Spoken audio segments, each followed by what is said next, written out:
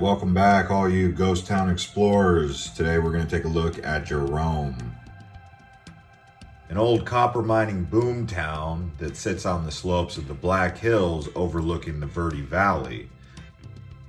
In the 1920s, there was up to 10,000 people living in Jerome on the slopes of the Cleopatra Hill that you see us climbing up now. Now, according to geologists, the reason this area was so mineral rich with copper and other precious metals was because it was at one point a caldera of an undersea volcano over 1.75 billion years ago, believe it or not. Now what we're doing here is we're going up Main Street, which is also known as 89A, and in this video we're going to take a look around all across the town on a walking tour. After we get out of the car, right now we're showing you a driving tour. And if you are new to living in Arizona now, this channel, you can always subscribe and keep up with us as we continue to show you guys the state of Arizona.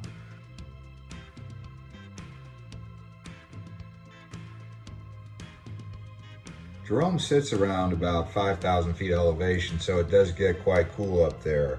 Sometimes it's very breezy and sometimes the air is just stagnant and dry. The day we were here, it was actually kind of hot for Jerome. It's not usually this hot, but because Arizona's been seeing some unseasonably warm temperatures, Jerome was not one of the lucky ones who got to avoid that extreme heat. The estimated population of Jerome right now is around about 600 people. Most of the people who work in Jerome actually live down in places like Clarkdale or Cottonwood, and they just make the transit about 4 miles up the hill.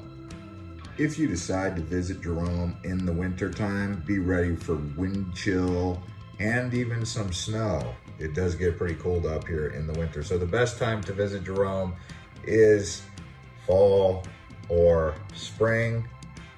And just real quick, if you do head above Jerome on that Cleopatra Hill on 89A towards Mingus Mountain, that drive across the mountain range is considered a scenic one, and you will see some mines along the way. I just wanted to show you guys what it looks like up here just up above Jerome.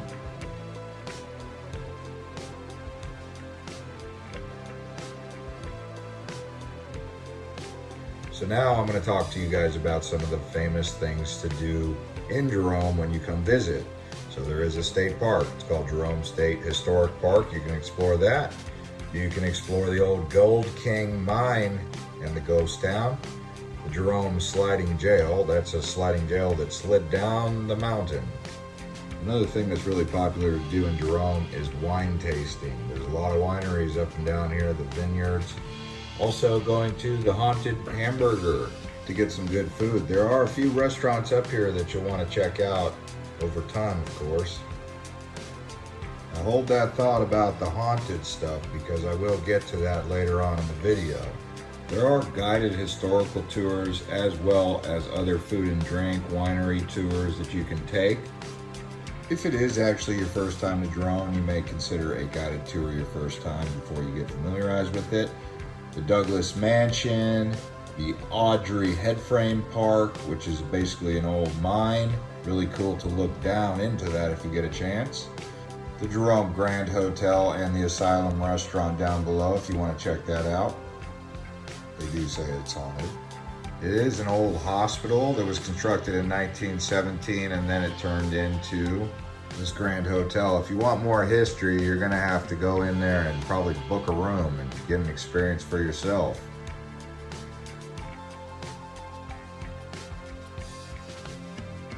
Here's a look at the restaurant and the views you can get up here. So here's a little more history for you. After World War I, the country was ramping up its demand for copper, and this area was properly situated with the Clark family. And the Clark family had bought the United Verde properties in the area. And they had ended up creating a railway and the Verde Tunnel and the Smelter Railroad, which you can actually still ride today in the Verde Valley down in Clarkdale. But that was allowing them to extract the copper ore out of the mountain and run it down the hill into the Verde and then distribute it across the country. And so that was the major boom, was the copper. Now for the part that makes this ghost town haunted is this hospital, which is now the hotel. I told you I wouldn't tell you too much, but there is around about 9,000 people who are guesstimated to have died here, and there was a lot of sickness, pain, and death. The area of Jerome did have a red light district, and there was brothels, and I believe it was 1946, sometime around then, when the state of Arizona outlawed that profession, if you know what I'm saying. And when you talk to locals, they'll tell you there was an outbreak of syphilis in the area. Now, as far as the paranormal activity goes, there is some of that out there. Depending on who you ask, they've seen some things. And I told you that's what you really need to look into. Check out the old Phelps Dodge Corporation. And that's what you're going to want to look into when you go up there. Ask about the paranormal activity, even get one of those tours, because people have seen unexplained orbs of light and stuff like that. So, hey, don't take my word for it. Go see it for yourself if you want. Now let's take a cruise back down the hill and talk about some more things to do. The Jerome Artist Cooperative, lots of artists up in Jerome. Cellar 433, and a few other things that are really cool just walking around the stores. I mean, many people consider these shops to be some of the most eccentric and unique shops in all of Arizona, if not the West. Like this kaleidoscope exhibit, which just so happens to be the largest in the world.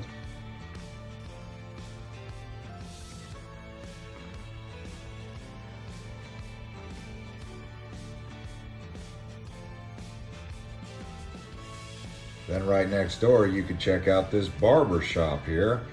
And it's actually owned by Maynard from Tool, who owns this whole shop here.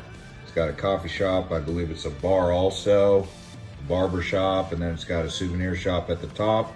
And he also owns some of the wineries around the area. So he's from the band called Tool.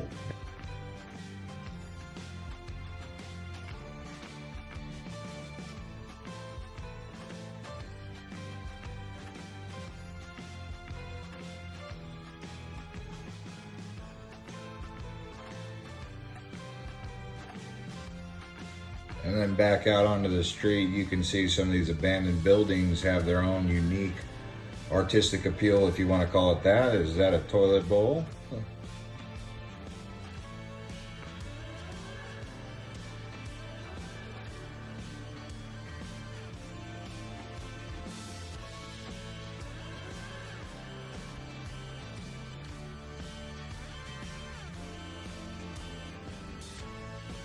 And as you can see, there are a few other hotels, motels, and inns that you can stay at. Some Airbnbs also around the area.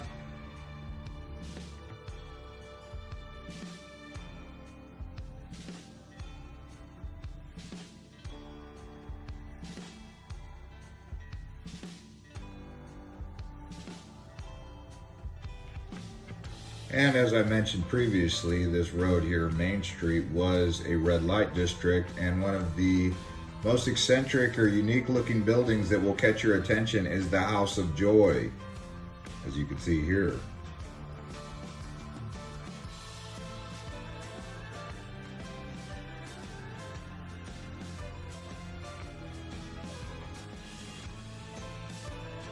And here's a more up-close look at that sliding jail that slid down the hill.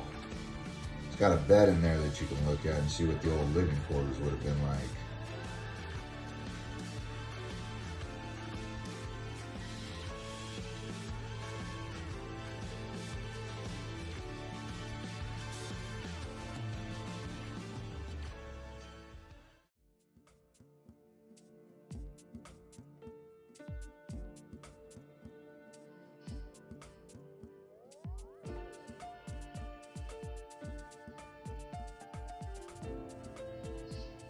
Now we'll head down the hill a little bit as the sun starts to set. The shadows from the mountain kind of bring down the sun around 4 o'clock, 5 o'clock p.m. in the summertime. And we'll head over to the Audrey mine shaft. That's where you can look down into the hole there where the mining museum also is.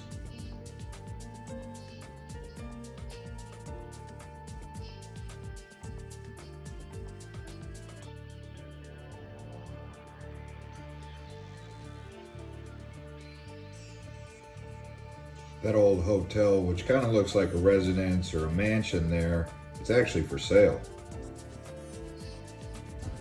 So this history of the Audrey shaft wood frame, largest wood frame still standing in Arizona. It was completed in 1918 to haul up from the mine shaft, 1,900 feet, concrete lined with cross tunnels every 100 feet to the shaft.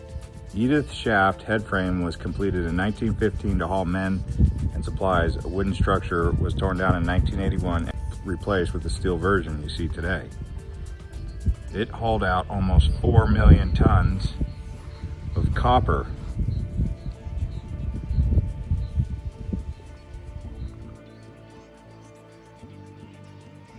And if you're in the Verde Valley and you're looking to find Jerome, just look up towards Mingus Mountain there, Black Hills, and look for the J. And right below the J, you'll see the old haunted ghost town of Jerome. And that's going to conclude this episode from Jerome, Arizona, as we head back down the hill, down into the Verde Valley towards Clarkdale and Cottonwood. Thanks to everyone for watching this video and crushing up the likes. If you're new here, please do subscribe. We'll see you on the next one.